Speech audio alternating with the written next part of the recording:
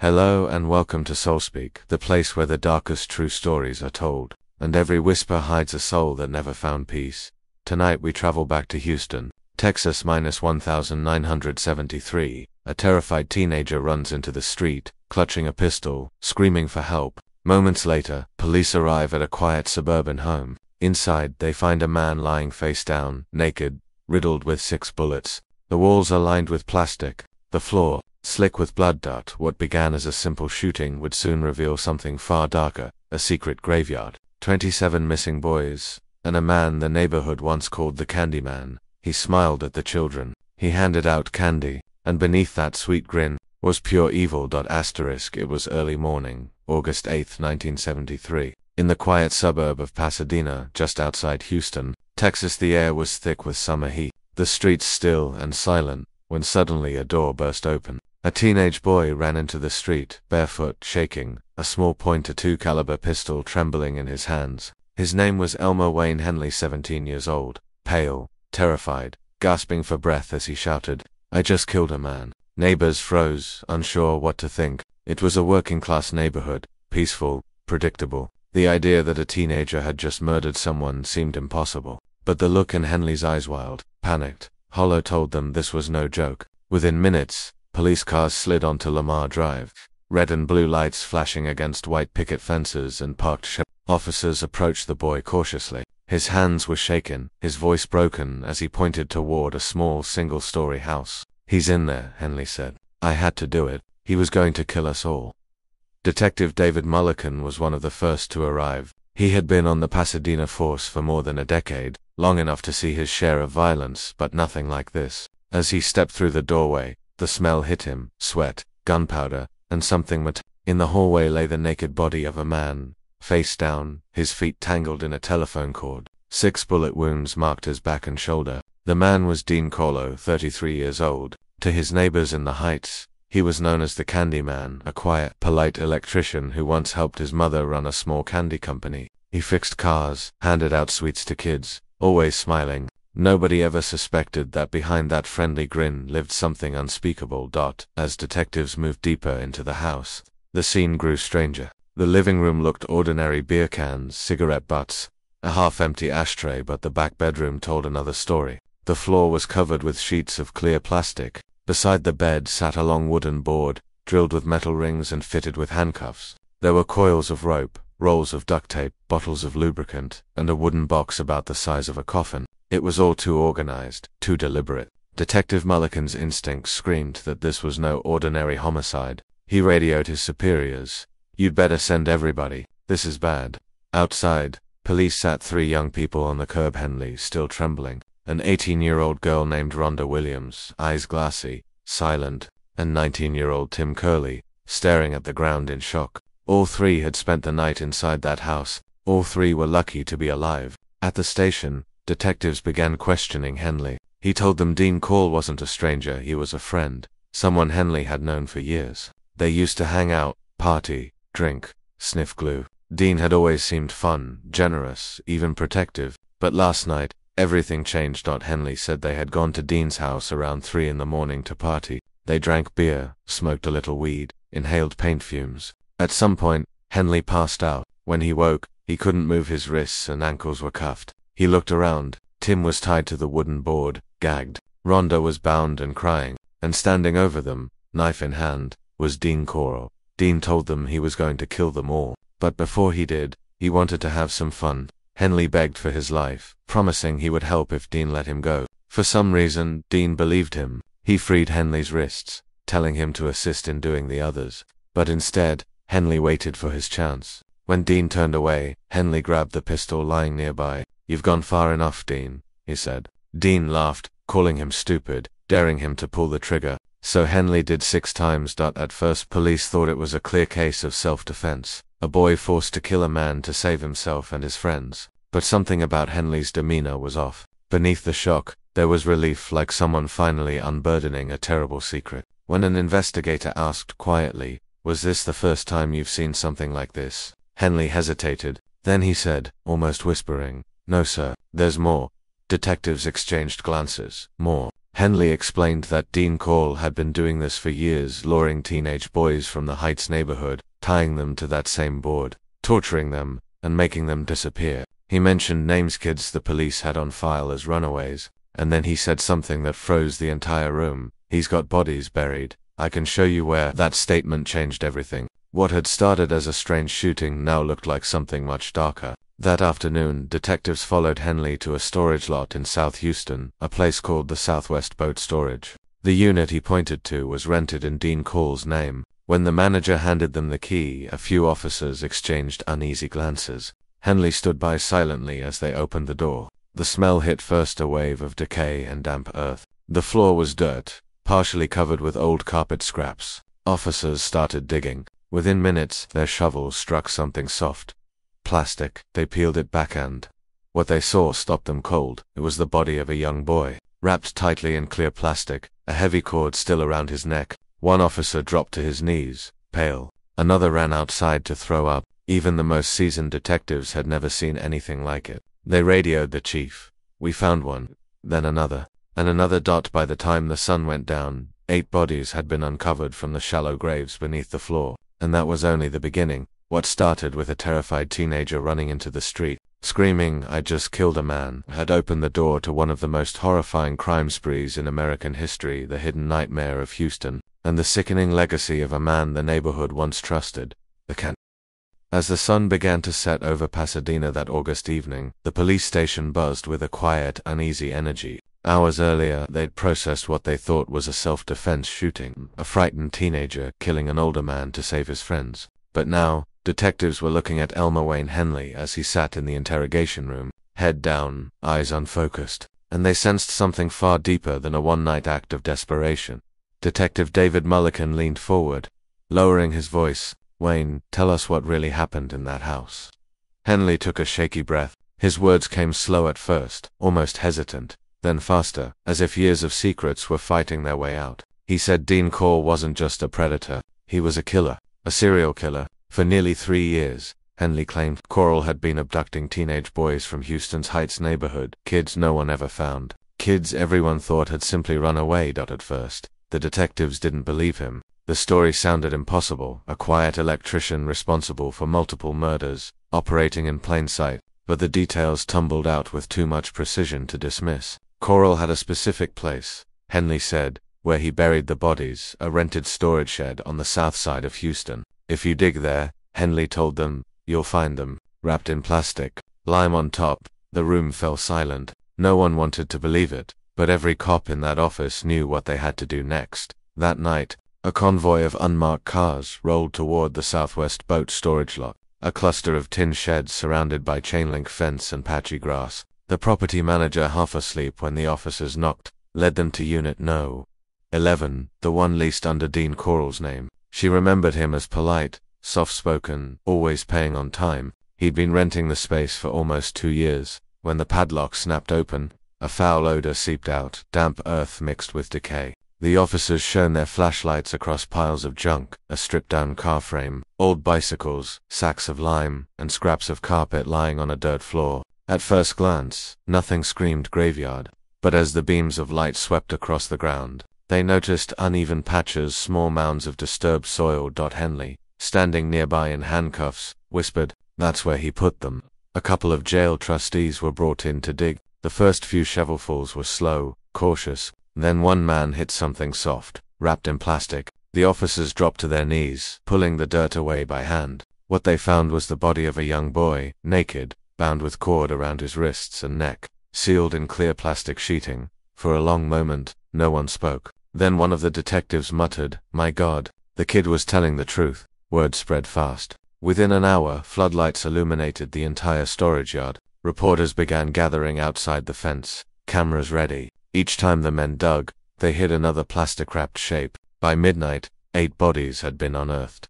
Back at headquarters, phones rang non-stop. Families who'd reported missing sons years earlier demanded answers. News stations interrupted regular programming. Police in Houston have uncovered what may be the largest mass murder in Texas history. Detectives now knew they weren't just investigating a killer, they were unearthing a hidden epidemic of lost children. The next morning, The coroner's trucks arrived to remove the remains. The medical examiner's team worked silently, cataloging each body by number, taking fingerprints, dental impressions, anything that could lead to identification. Most of the victims were teenage boys, some barely 13, still dressed in jeans and t-shirts. Frozen in time from the day they vanished, Henley watched the process from a distance. His face was pale, drained. When an officer asked if he recognized any of the victims, he nodded slowly. "That's Charles. That's Marty." He named them one by one: neighborhood kids, friends from school, boys he'd laughed with, smoked with, and later lured to their deaths. Investigators combed through Dean Corll's background. What they uncovered painted a picture that was both ordinary and terrifying. Corll had grown up in Houston, helped his mother run a small candy company, and worked as an electrician for the Houston Lighting and Power Company. On the surface, he was the perfect neighbor, polite, reliable, the man who fixed your fuse box or gave kids sweets after school. But the evidence told another story. In his house, police found 8 pairs of handcuffs, thick nylon rope, rolls of plastic sheeting, and a heavy wooden board drilled with restraints, the same kind used to tie up the victims. They also found photographs, smiling teenage boys, taken in Corll's living room, sitting on that very same board. Detectives began connecting the dots. For years, parents in the Heights had complained that teenage boys were disappearing. Police reports labeled them as runaways, cases closed. Now those missing person files were pulled from storage, stacked on desks, and cross-checked against what Henley described. The overlap was undeniable. As the questioning continued, Henley admitted he hadn't acted alone. He wasn't just a bystander who stumbled onto a madman. He'd been part of the machine. Corll had paid him $200 for every boy he brought to the house, money that, at 17, felt like a fortune when detectives pressed him about who else might have known. Henley mentioned another name, David Brooks, 18, a friend from the neighborhood. Brooks, Henley said, had been helping Corll long before he joined in. The two teenagers had competed for Corll's attention, each trying to please him, too scared to say no, too corrupted to walk away. By the next day, Brooks was in custody. At first, he denied everything, but when told that bodies had been found, he broke down. He confessed to helping lure the victims and watching Corll torture them, though he claimed he never killed anyone himself. Together, the two boys began mapping out Corll's secret burial grounds. Over the following week, teams of officers and forensic experts worked around the clock. Henley led them to 2 more locations. The first was a wooded area near Lake Sam Rayburn, about 150 miles northeast of Houston. There, buried beneath layers of pine needles and sandy soil, they found 4 more bodies, all young males, bound and strangled with electrical cords.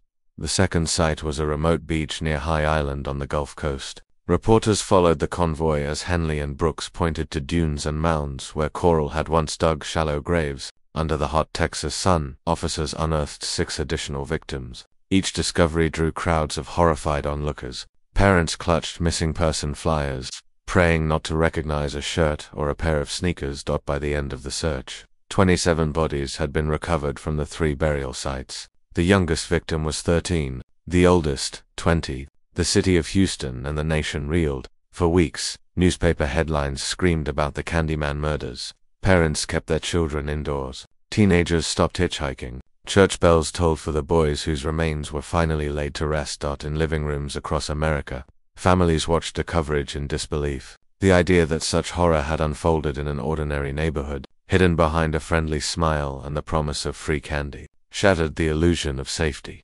Detectives, hardened by years on the job, later admitted they cried when they got home. One officer told a reporter, "We thought we'd seen everything. We were wrong." By late August 1973, the digging stopped. The last of the bodies had been removed. The medical examiner identified most through dental records, but 6 remained unknown. For the families who finally got answers, grief mixed with unbearable relief. For others, the waiting never ended. Henley and Brooks were charged with multiple counts of murder. Dean Corll's name became synonymous with evil, the man who turned candy into bait in friendship, into death. What haunted investigators most wasn't only the number of victims, but how easily Corll had hidden in plain sight. For 3 years, boys vanished from the same few blocks, and no one connected the dots. Society's indifference had given a monster the space to thrive.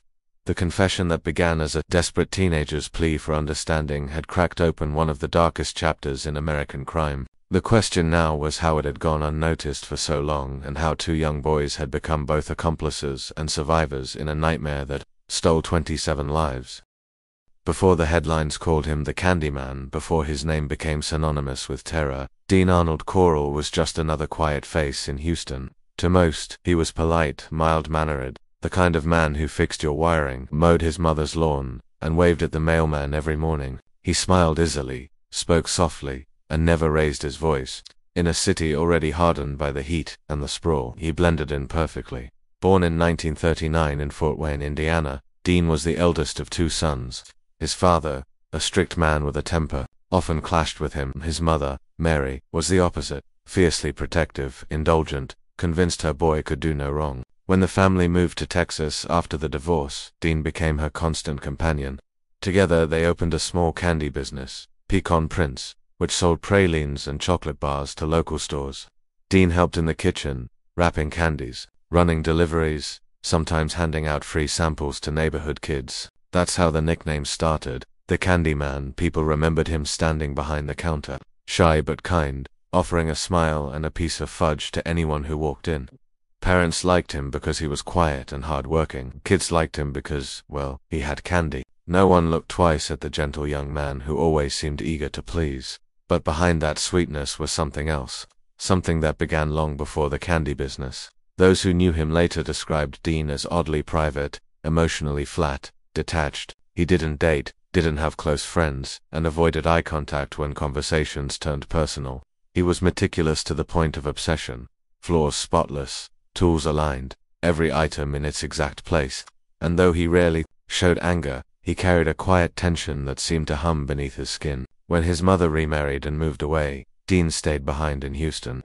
He rented a small apartment in the Heights, a working-class neighborhood full of teenagers, gas stations, and cheap diners. It was the perfect camouflage. A man alone, among restless boys, nobody paying attention to anyone's business. By then, the candy shop had closed, but the name stuck. People still called him that candy guy. Dean found steady work as an electrician for the Houston Lighting and Power Company. He fixed wiring, installed fuses, and became known as reliable. But it wasn't the job that fulfilled him. It was the access, the ability to move from house to house, neighborhood to neighborhood, blending in, always observing. Somewhere in those years, his impulses grew darker. Corll began inviting teenage boys to his apartment, usually runaways or kids from broken homes. He offered them beer, a place to crash, and the illusion of friendship.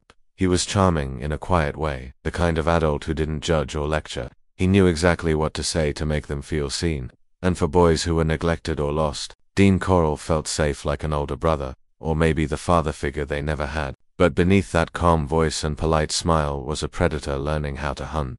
Police psychologists would later describe Dean Corll as a classic organized offender. Methodical, intelligent, patient. He planned everything. When he moved from one apartment to another, it wasn't just for convenience. It was to keep neighbors from noticing patterns, to reset suspicions before they could form. In total, he moved more than half a dozen times across the Houston area, each time finding new boys, new victims, new hiding places. He didn't drink much, didn't take drugs, and didn't brag. He watched, waited, calculated. The people around him had no idea. To them, Dean was just the quiet guy who worked hard. Even when he was seen with teenage boys, driving them around in his white van, taking them fishing, giving them odd jobs, no one questioned it. He helps those kids, one neighbor told a reporter later, keeps them out of trouble. What no one knew was that Corll's help was a cover for his growing obsession. Psychiatrists who studied the case later concluded that Corll suffered from severe sexual sadism, a compulsion to dominate, control, and harm others for pleasure. His preferred targets were adolescent boys, usually between 13 and 19. He was fixated on their youth, their trust, and their fear. That combination, vulnerability and innocence, gave him power, and as with many predators, each success made him bolder. By 1970, Corll had crossed the line from fantasy to action. The first boy disappeared quietly. No witnesses, no evidence. The family filed a missing person report, but police assumed he'd run away. Houston was full of runaways back then. The Vietnam War, the counterculture, kids leaving home in search of freedom. Corll knew that. He used it. He learned to pick boys. No one would look for hitchhikers, dropouts, kids from rough families. When one vanished, another soon followed. Each time, Corll became more confident, more meticulous, and yet, he wasn't entirely alone in his secret world. In 1971, he befriended a teenage boy named David Brooks, a very soft-spoken kid who spent his days hanging around gas stations. Dean treated him like a son, gave him gifts, a bike, cash, even a car. Brooks became attached to him, even dependent. Corll's manipulation was slow, deliberate. He blurred the lines between friendship, loyalty, and fear until Brooks could no longer tell where one ended and the other began. Brooks would later admit that he discovered Dean's secret almost by accident, walking in one day to see a young boy tied to the wooden board, begging for help. Dean calmly explained that it was just a game, that the boy would be fine. When Brooks panicked, Dean bribed him to stay quiet. Over time, Brooks became desensitized, part of the operation, even helping lure other victims with promises of parties, beer, and weed. 2 years later, another teenager, Elmer Wayne Henley, entered Corll's circle, and the violence escalated. But before those boys became his pawns, before the killings multiplied, there was still that image, the friendly man with the soft smile handing out candy on the sidewalk, chatting with kids after school. Nobody ever imagined that behind that smile lived a sadist obsessed with control and pain. When neighbors were later shown photos of Corll after the murders were revealed, most refused to believe it. Not Dean, one woman said. He was so polite. He fixed my lights once. He wouldn't even kill a fly, but he did kill. Again and again. He lived quietly, methodically, always careful, always clean. His homes were stripped of warmth, white walls, no photos, no clutter, only order. Beneath his bed, police would later find rolls of clear plastic, handcuffs, and the same heavy wooden board drilled with restraints. His tool of control. It was the perfect metaphor for Dean Corll himself. On the surface, neat and orderly. Underneath, a mechanism of pure cruelty. He was the man next door. The man who smiled at your kids. The man who offered candy. And no one ever suspected that behind that smile was the mind of a monster.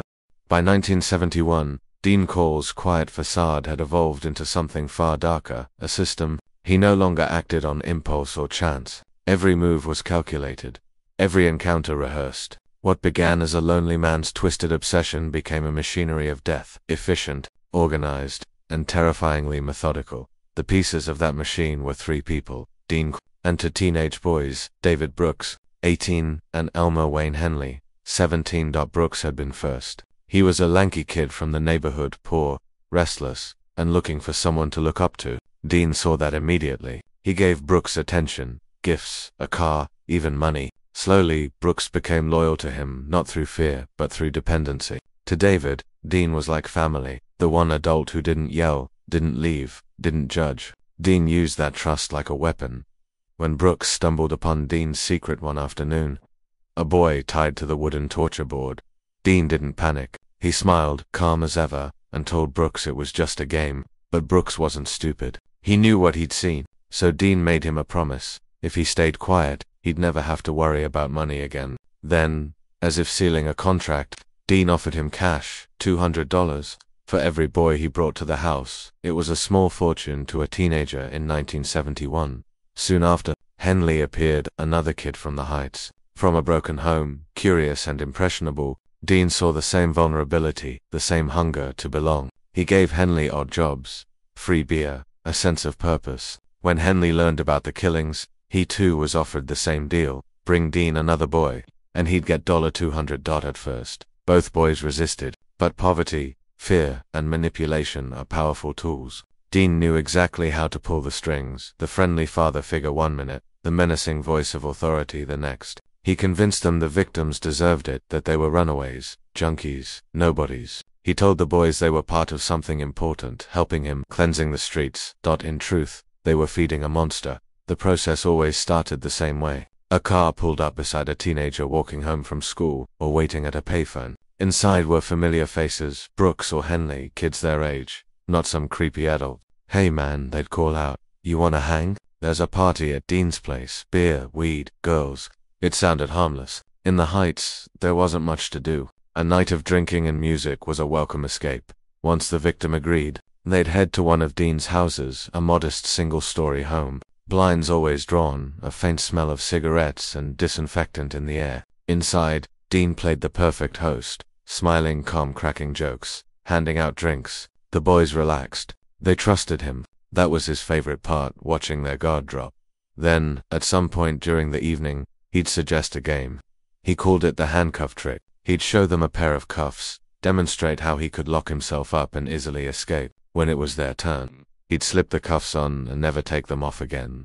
That's when the tone changed. The party house transformed into a chamber of horror. Dean's smile vanished. His voice grew cold, mechanical. He'd drag his victim into the back room, the one with the plastic sheets on the floor and the wooden board drilled with holes at each end. The air was heavy with the smell of sweat and fear. The boys, now terrified, would beg, cry, promise to leave, to tell no one. It didn't matter. Dean had already entered a different world, a place where control was absolute. He tied them to the board, wrists and ankles spread, gagged them with duct tape, and began what he chillingly referred to as his ritual. Sometimes, Brooks or Henley were forced to stay and watch. Other times Dean made them participate. He kept meticulous order, ropes, knives, cords, even a small box of tools lined neatly against the wall. Everything had a purpose. Nothing was random. He tortured them for hours, sometimes days, alternating between calm conversation and violent outbursts. He recorded sounds, took Polaroids, and wrote cryptic notes in a small notebook.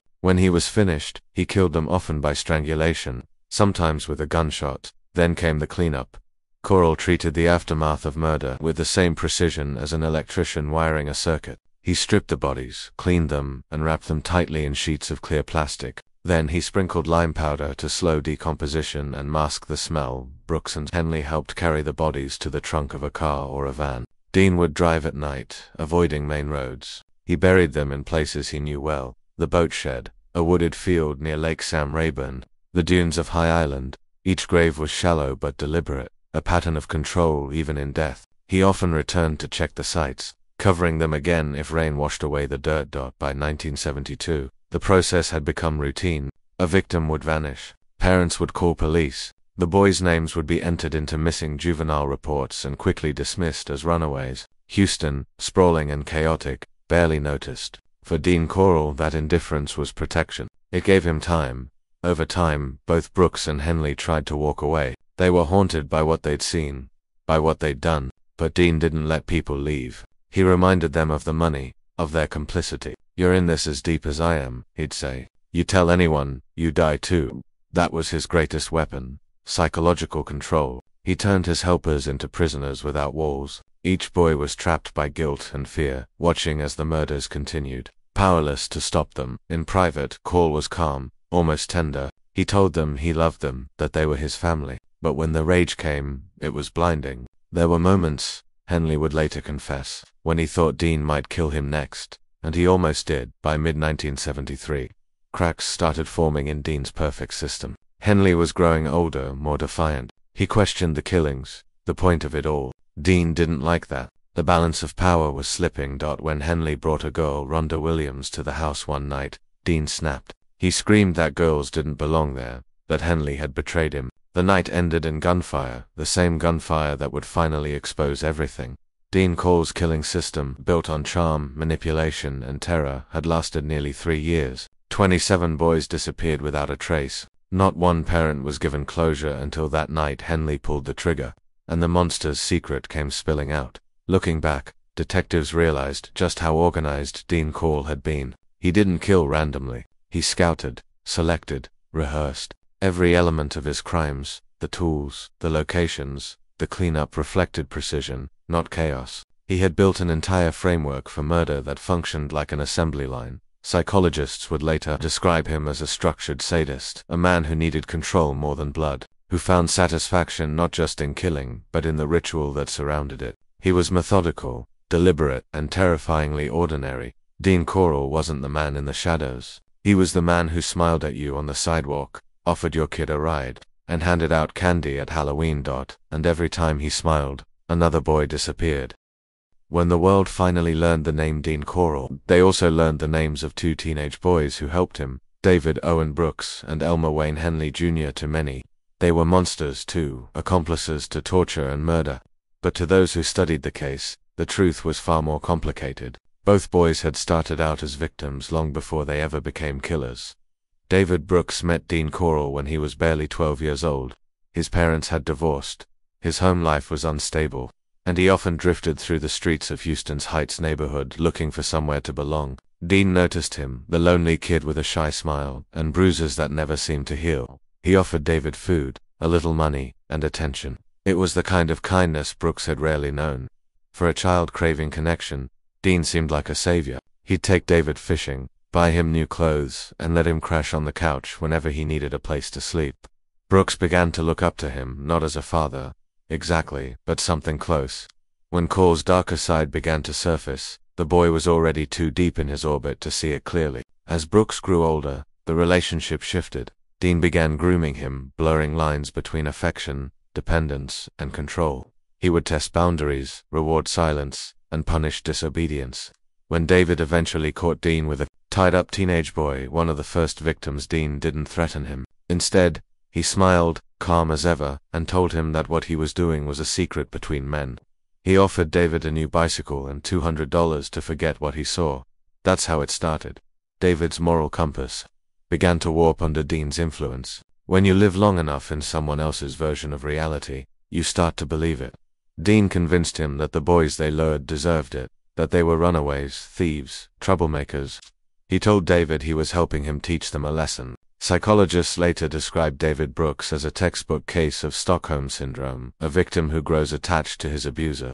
He obeyed Dean not because he loved him, but because he feared losing the only person who made him feel needed. By the time Brooks turned 18, he was fully entangled in Dean's world. He helped find victims, sometimes even helped bury them. But to him, it wasn't murder, not in the way normal people understood it. It was survival. It was the price of staying alive. If David Brooks was the first disciple, Elmer Wayne Henley was the second, and the one who would ultimately destroy the master. Henley's childhood was no gentler than Brooks's. He grew up poor, the son of a drunk and an overworked mother. By 16, he'd dropped out of school, drifting between jobs and bad company. When he met Dean Corll through mutual friends, he saw an opportunity, a man who offered money, food, and the kind of attention he'd never had. At first, Dean treated him like a younger brother, inviting him over for drinks, giving him cash for errands. Then came the offer, bring me another boy, and I'll pay you $200. Henley didn't understand what was happening, not fully. Dean told him it was part of a white slavery ring, that the boys would be sold and never harmed. It sounded wrong, but Henley was 17, naive, and desperate for cash. The first time he delivered someone, he forced himself not to ask questions, but he noticed the pattern. Every boy he brought to Dean vanished. When he confronted Dean, the answer came in the form of a smile and a lie. You worry too much, Wayne. You'll get your money soon. That's how the manipulation deepened. Henley knew something terrible was happening, but he was trapped. He feared Dean, yet needed his approval. Over time, exposure numbed his conscience. The first scream haunted him for weeks. The 10th DIDN single quotes to the outside world. Dean Corll, David Brooks, and Wayne Henley looked like an odd but harmless trio, a quiet man and two restless teens who worked odd jobs and hung out together. Inside Dean's home, though, they were bound by secrets, fear, and power. Dean orchestrated everything. He was the teacher, the disciplinarian, the god in their small world. He controlled when they spoke, how they moved, even what they believed. He kept them hooked with small rewards, money, attention, a roof over their heads, and terrified them with sudden rages. He reminded them constantly that they were accomplices, that if they went to the police, they'd be charged too. You're as guilty as I am, he told them. You think anyone's gonna believe you? It worked. Both boys stayed. They did what they were told, and together they helped lure dozens of victims into Dean's hands. Each killing was a new act in the same ritual. Brooks or Henley would bring in a friend, a familiar face from the neighborhood. Dean would charm him, offer beer and marijuana, then bring out the handcuffs. After that, the laughter turned to screaming. Sometimes, Dean forced the boys to assist. Other times, he made them watch, reminding them what would happen if they disobeyed. The message was always clear: you are part of this now, and in a way, they were prisoners too, chained not by metal, but by fear and guilt. By the summer of 1973, the dynamic between the three began to fracture. David Brooks had started to distance himself, spending less time with Dean, trying to live a normal life. Henley, however, was in deeper than ever, but he was changing. The teenage AW had worn off. The guilt had started to burn. He saw the fear in the victims' faces and began to recognize himself in them. He also began to resent Dean's control, the way the man barked orders, treated him like a tool instead of a friend. Henley's internal conflict reached a boiling point when Dean brought him along to abduct two boys he actually knew well. For the first time, Henley refused. He told Dean it was too much, that he was done. Dean smiled and said fine, but the tension between them never healed. In the weeks that followed, Henley's loyalty crumbled. He confided to friends that he needed to get away from Dean, but didn't know how. Dean had a way of making people disappear. After all, it was August 7th, 1973, the night everything finally snapped. Henley showed up at Dean's Pasadena home with two friends, Tim Curley, 19, and Rhonda Williams, 18. Rhonda had been fighting with her father and needed a place to stay. Henley thought Dean wouldn't mind. He was wrong. Dean flew into a rage. He screamed that bringing a girl was a betrayal, that Henley had ruined everything. But then, as he often did, Dean's temper cooled. He opened beers, turned on the radio, and pretended to let it go. They drank, smoked, laughed nervously. Around 3 a.m., they all passed out. When Henley woke up, his wrists were tied. So were Rhonda's and Tim's.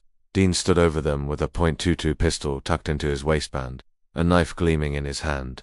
He told Henley this was the end. He was going to kill them all. Something inside Henley broke. He pleaded for his life, swore he'd help if Dean let him go, and, in a strange moment of misplaced trust, Dean freed him just as he had once done before. But this time, the tables turned. As Dean turned his back, Henley grabbed the pistol. "You've gone far enough, Dean," he said, voice shaking. Dean laughed, mocking him. "You won't do it," he sneered. Henley pulled the trigger. 6 times. When the gunshots stopped, Dean Corll lay face down on the floor, blood pooling beneath him. The house was silent except for Rhonda's sobs and Henley's trembling breath. He'd just killed the man who had destroyed countless lives and his own. Within minutes, he was outside, running down the street, shouting for help. "I just killed a man," he screamed. "You'll see why." That moment ended 3 years of terror and began one of the most haunting criminal investigations in American history. In the years that followed, psychologists and criminologists studied Brooks and Henley extensively. They found patterns of emotional manipulation, dependency, and trauma. Both boys had been isolated from healthy relationships, groomed from adolescence, and trapped in cycles of reward and punishment that stripped away their moral judgment. Henley, in particular, displayed what experts called coerced complicity, a psychological condition where victims participate in crimes to survive. He had been both predator and prey, but for the families of the murdered boys, those explanations offered little comfort. To them, it didn't matter how broken the accomplices were. What mattered were the graves, 27 of them, scattered across Houston and its outskirts. David Brooks would spend the rest of his life behind bars, quietly aging in a Texas prison until his death in 2020. Henley, sentenced to multiple life terms, remains incarcerated, still claiming he pulled the trigger in self-defense, not redemption. Their names are forever tied to Dean Corll's, not as heroes, not even as victims, but as pieces of a dark puzzle that exposed how easily innocence can be twisted, and how evil often recruits its own prey to do its bidding. Dean Corll built a kingdom of silence and fear. David Brooks and Elmer Wayne Henley were both his soldiers and, in the end, the instruments of his destruction. August 8, 1973, the Texas sun rose heavy and slow over Houston, the kind of heat that seemed to hang in the air like a warning. By mid-morning, a convoy of police cars and unmarked vans pulled into a storage lot on the city's south side southwest boat storage, a maze of corrugated metal sheds surrounded by chain-link fences and dry, yellow grass. At the center of it all stood a 17-year-old boy in handcuffs, his face pale and his clothes clinging to him with sweat. His name was Elmer Wayne Henley, and he was about to lead detectives into the heart of a nightmare. Henley pointed toward a storage unit. No, 11, a narrow, rusted shed rented under the name Dean Corll. At first, the detectives were skeptical. The story sounded too insane, bodies buried in a rented garage. But as the key turned in the padlock and the door screeched open, the smell hit them faint at first, then unmistakable. Rot. Inside, the unit was dark and cluttered. Old furniture, empty sacks of lime, pieces of carpeting,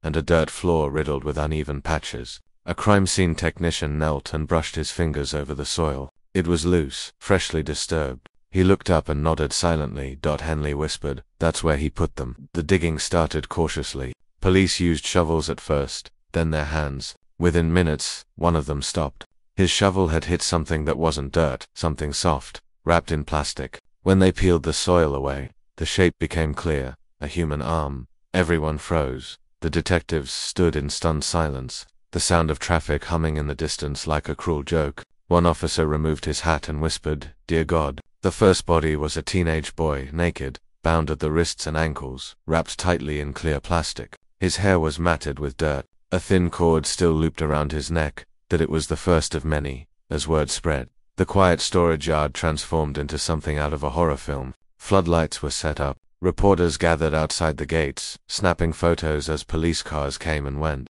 A medical examiner's van idled nearby, waiting for what everyone now knew would be a long night.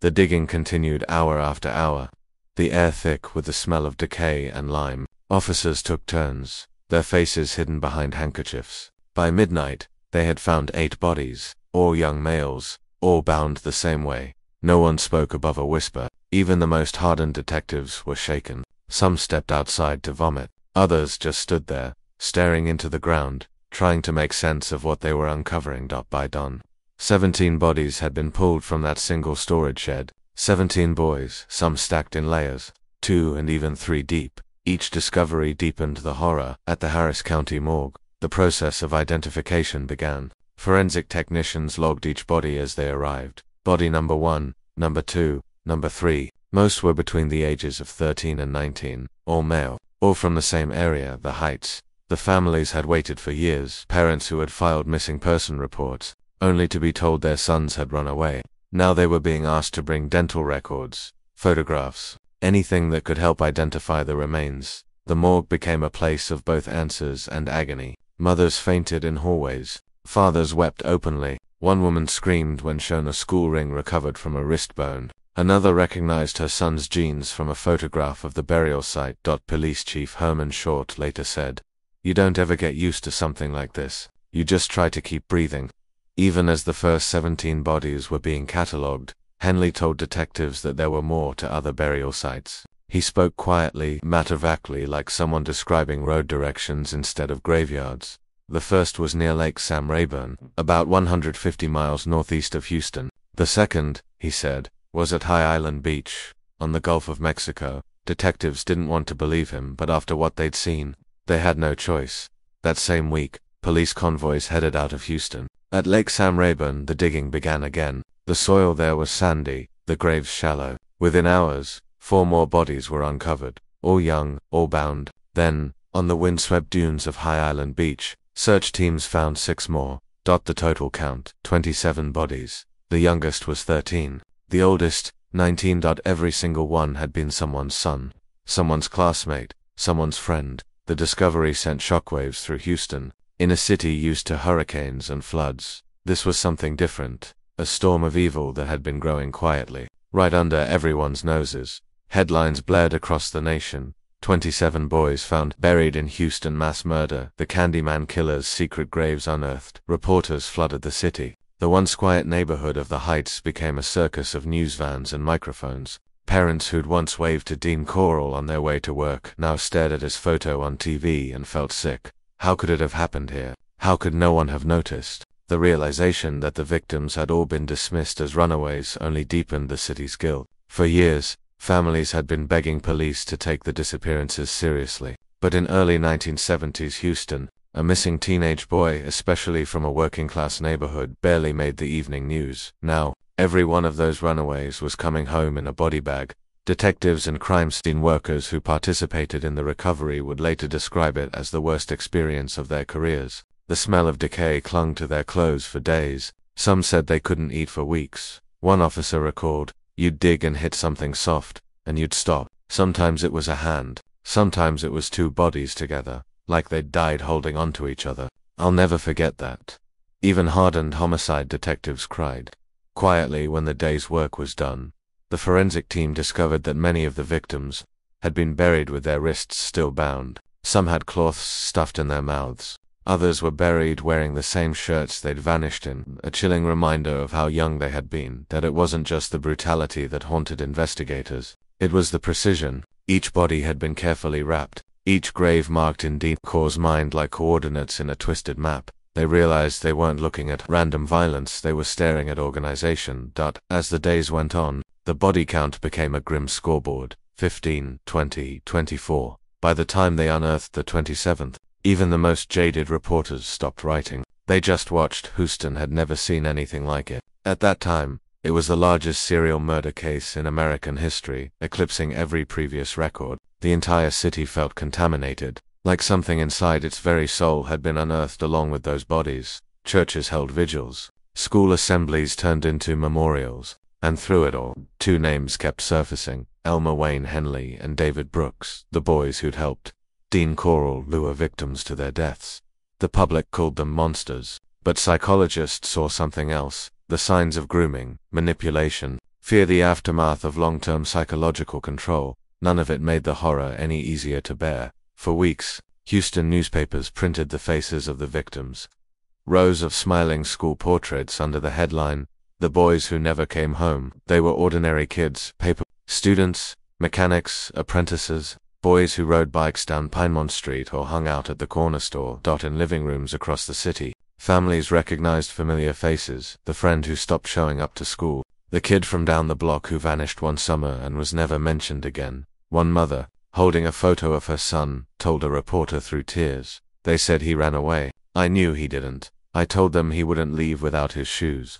Now she had proof, but no comfort. As the investigation widened, the city began to turn inward, questioning not just how Dean Corll had operated, but how society had failed to notice. For years, the warning signs had been there: the constant stream of teenage boys visiting Corll's house, the strange noises at night, the handcuffs one neighbor once saw hanging on a doorknob. But nobody said a word. It was easier to look away. When the horror finally surfaced, it forced Houston and America to confront something darker than one man's depravity: the cost of indifference. By late August, the searches ended. The final remains were bagged, tagged, and taken away. 27 boys, 3 burial sites, countless broken lives. Investigators packed up their tools, silent and hollow. They knew they'd never forget what they'd seen or smelled. One detective said later, "We didn't just dig up bite, we dug up our failure." The Houston mass murders, as the press came to call them, were more than a crime. They were a wound. And though the digging stopped, the nightmare lingered in the families, the city, and the nation that had to face the fact that evil can live next door, and smile while doing it.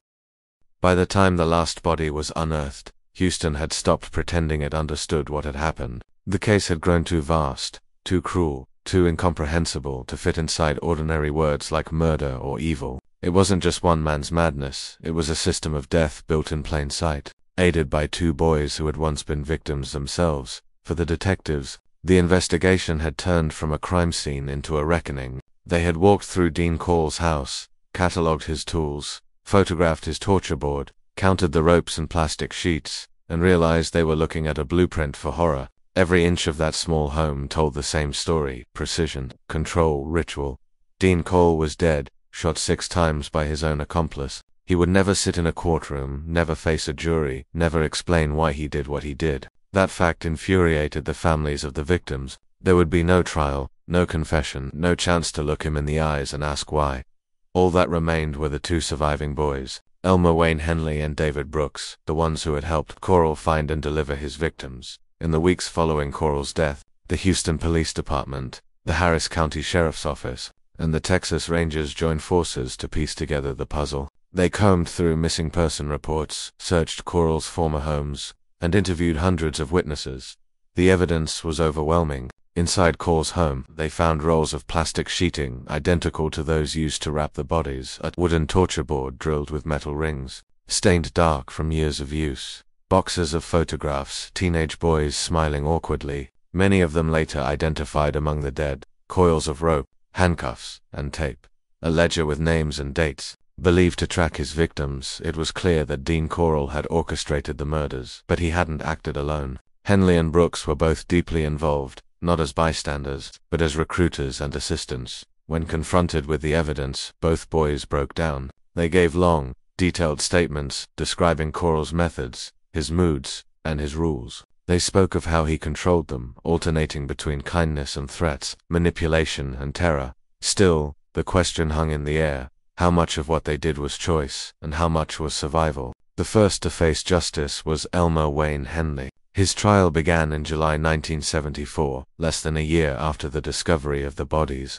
The courthouse was packed with reporters, spectators, and grieving parents. Henley, only 18 at the time, looked small behind the defense table, pale, nervous, his hands folded tightly. He was charged with 6 counts of murder, though prosecutors made clear that they believed he had participated in far more. The testimony was graphic. Jurors listened as police described the burial sites, the condition of the bodies, and the evidence found in Corll's home. Henley's taped confession was played in court, his voice flat, almost detached, as he recounted helping Corll tie up victims and sometimes participating in their deaths. The prosecution painted him as a willing accomplice who enjoyed the power and money Corll offered. The defense argued that he was a manipulated child, brainwashed by a sadistic adult. But for the jury, the scale of the horror left little room for sympathy. On July 16, 1974, Elmer Wayne Henley was convicted on all 6 counts and sentenced to 6 consecutive life terms, 99 years each.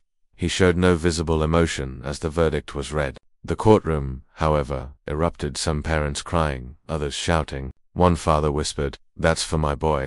The following year, David Owen Brooks went on trial. His case drew less attention, partly because Corll was dead and Henley had already been convicted. But for the families of the remaining victims, it was another chance for justice. Brooks's role had been less violent. He rarely took part in the killings themselves, but he had lured many of the boys who ended up dead. Prosecutors argued that without Brooks, Corll's operation could never have grown so large. In 1975, Brooks was found guilty of 1 count of murder and sentenced to life imprisonment, 99 years. Neither boy would ever walk free again. Dean Corll's death denied the world the answers it wanted most. Without a trial, there were no official statements, no cross-examinations, no attempt to explain the twisted psychology behind his crimes. He left no manifesto, no diary, not even a suicide note. All investigators had were the testimonies of his 2 young accomplices and the physical evidence, a haunting mosaic of tools, photographs, and graves. In many ways, Corll's death was both justice and escape. Justice, because he could never hurt another child again. Escape, because he never had to face what he'd done. When the trials ended, Houston tried to move on, but it couldn't. The case left scars that time couldn't erase. The city's name had become synonymous with horror, and for years afterward, people lowered their voices when talking about the murders. The Houston mass murders had changed the way America understood serial killers. Before Corll, the term itself wasn't widely used. His crimes, 27 confirmed victims, possibly more, made him the deadliest serial killer in U.S. history at that time. The case also forced a national reckoning with how police handled missing children. Until then, runaway reports were often ignored, especially when the victims were teenagers from poor families. After Corll, that changed. Departments across the country created missing person units dedicated to investigating every disappearance, no matter how ordinary it seemed. For the families, there was no closure, only survival. Some parents kept their sons' rooms untouched for decades. Others moved away, unable to walk past the empty chairs at their dinner tables. Every August, on the anniversary of Corll's death, small gatherings formed at cemeteries and memorials. They didn't speak much. There wasn't anything left to say. One mother told a local reporter years later, "People ask if I've forgiven them, Henley, Brooks, even Corll. I say forgiveness isn't what I'm after. I just want my boy's name remembered." Decades later, criminologists still study the case of Dean Corll and his teenage accomplices. It remains one of the most disturbing examples of organized serial murder in American history, not only because of its scale, but because of its deception. Corll wasn't the shadowy figure lurking in dark alleys. He was the man next door. The polite neighbor who smiled, who offered candy, who asked about your kids. He showed the world that evil doesn't always look monstrous. Sometimes, it looks friendly.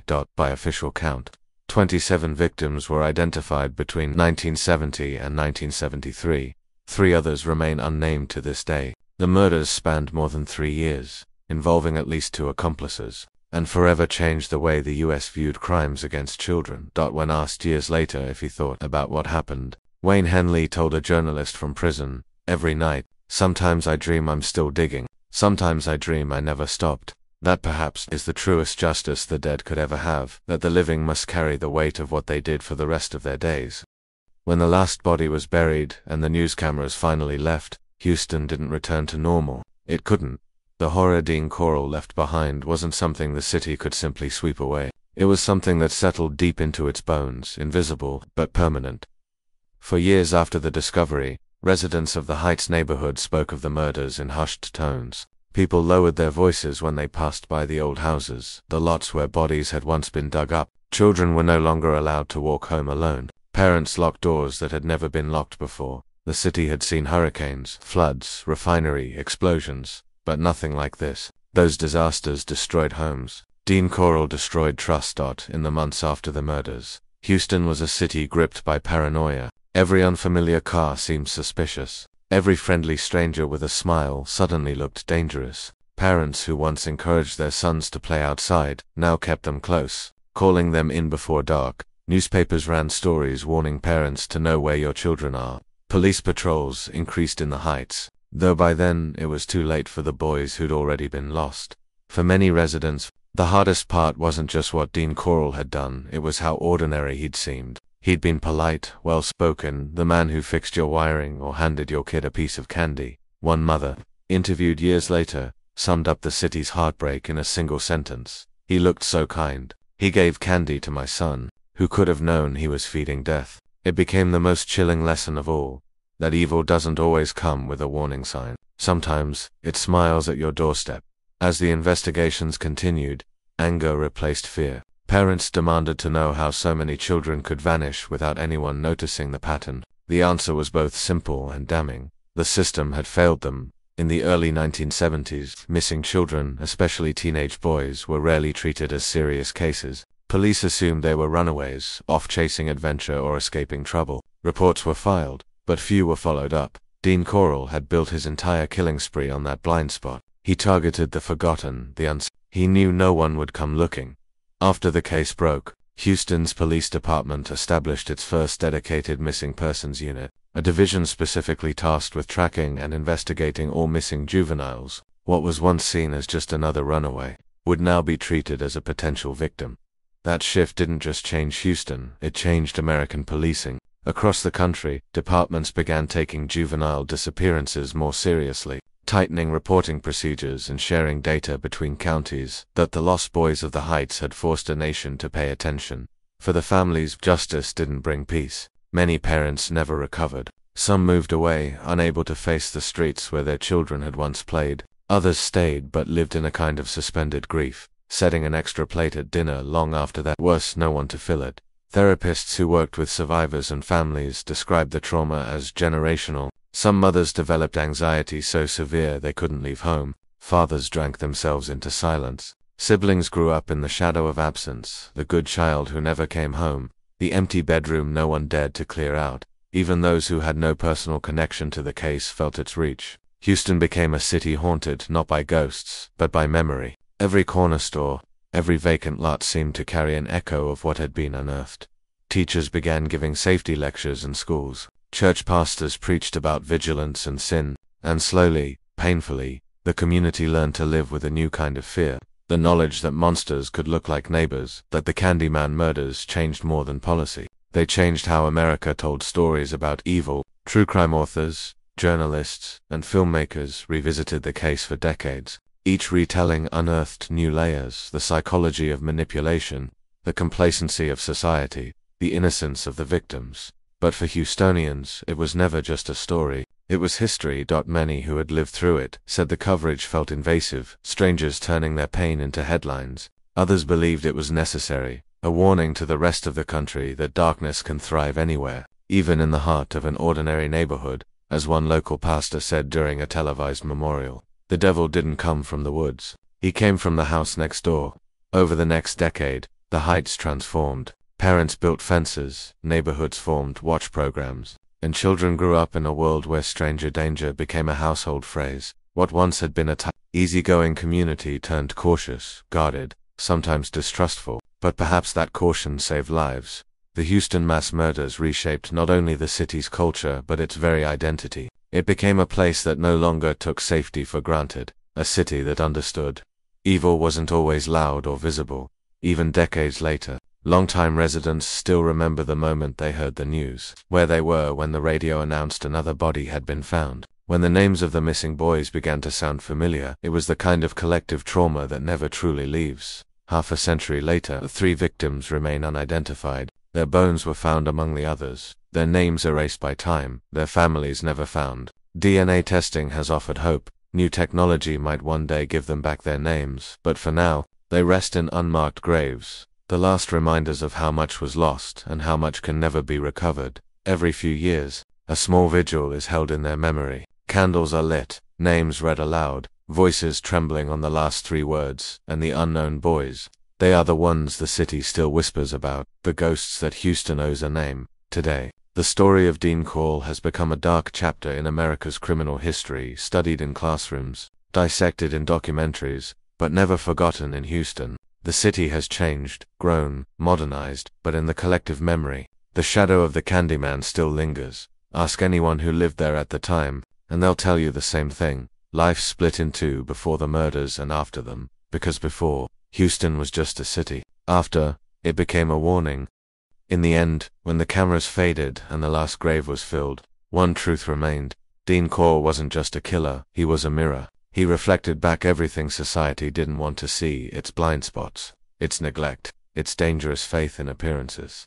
He wasn't the shadow lurking in the alley or the monster in the woods. He was the man next door, the neighbor who smiled, the electrician who fixed your lights, the quiet man who handed your children candy on Halloween. He was proof that the face of evil can look ordinary, kind, even comforting until you see what lies behind the smile. Dean Corll represented something Americans had never truly confronted before, evil that hides in plain sight. Before his crimes, the nation liked to believe monsters could be recognized, the criminals, the outcasts, the ones who looked the part. Corll shattered that illusion. He was polite, hardworking, the kind of man who said yes, ma'am, and no sir. He helped his mother with her candy business, played with neighborhood kids, and waved at their parents. That was his camouflage decency as disguise. When the truth came out, Houston's collective horror wasn't just about what he did, it was about what he represented, that a man capable of unspeakable cruelty could also be the one you'd invite into your home to fix the fuse box. Evil, the city learned, doesn't always arrive with a snarl. Sometimes it knocks on your door smiling, but the Candyman murders weren't only the story of one man's depravity, they were also the story of how indifference allowed it to thrive. For 3 years, boys disappeared from the same few blocks in the Heights. Parents pleaded with police, filed reports, searched on their own, and time after time, they were told the same thing: he probably ran away. It was a simple phrase, but it killed as surely as Dean Corll's hands did, because behind those words was something corrosive. The belief that certain lives didn't matter enough to chase. Corll didn't just exploit young boys, he exploited a system that didn't value them. He knew no one would come looking, and for years, no one did. That is perhaps the most terrifying truth of all. Evil doesn't need permission to exist. It only needs silence. The Houston mass murders also rewrote America's understanding of trust. Before 1973, suburban life carried a quiet confidence, doors left unlocked, kids biking across town without fear. After Corll, that innocence was gone. Parents began to see the world differently. The idea of stranger danger entered the national vocabulary. People began teaching their children what had once felt unthinkable, that kindness could be a trap. That shift was painful, but necessary, because trust, the case showed, is not always the sign of a good heart. Sometimes it's the mark of naivety. Dean Corll weaponized trust the way others use knives. He built his killings on it, one smile at a time. When investigators and psychologists later studied Corll's life, what disturbed them most wasn't his brutality, it was his banality. There was no dramatic spiral into madness, no traumatic event that made him a killer. His life looked unremarkable. That, they said, was the key to understanding him. He was proof that evil doesn't always scream. Sometimes it whispers, sometimes it smiles and says, "How are you today?" The banality of evil, a phrase born from wartime atrocities, fit Dean Corll perfectly. He didn't kill out of rage or greed, or jealousy. He killed because he wanted to, because the act itself made him feel powerful. There was no ideology, no cause, no purpose. Only hunger for control, for suffering, for the quiet thrill of playing God. He was polite in the grocery store and monstrous in his home, and the two versions of him existed side by side, seamlessly. That duality terrified people because it blurred the line between the ordinary and the unthinkable. 50 years later, America still tells stories like Dean Corll's. New faces, new cities, the same disbelief. He seemed so normal. That's the curse of humanity. We keep forgetting that evil rarely announces itself. The Candyman case, taught us that vigilance is not paranoia, that kindness without caution can be deadly. It taught us that pretending not to see is its own kind of complicity. But most of all, it taught us that monsters don't live in fairy tales. They live in neighborhoods. Every generation, it seems, has to learn that lesson again. Today, 24 of Dean Corll's victims have been identified. 3 remain nameless bones without families, stories without endings. Their faces are unknown, but their existence is not forgotten.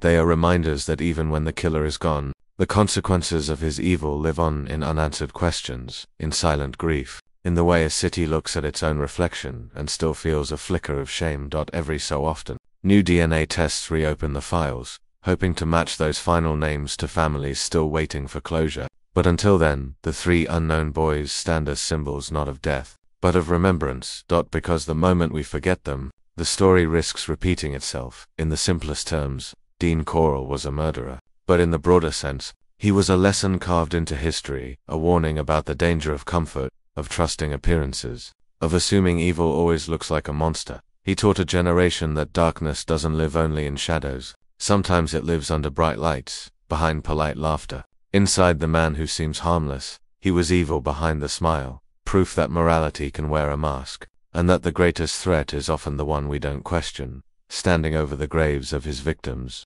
one detective was once asked what he thought of Dean Corll. He didn't hesitate. He wasn't the devil, the detective said quietly. He was human, and that's what makes it so terrifying. That's the true nature of evil, not the supernatural, not the monstrous, but the ordinary person who chooses cruelty and hides it beneath kindness.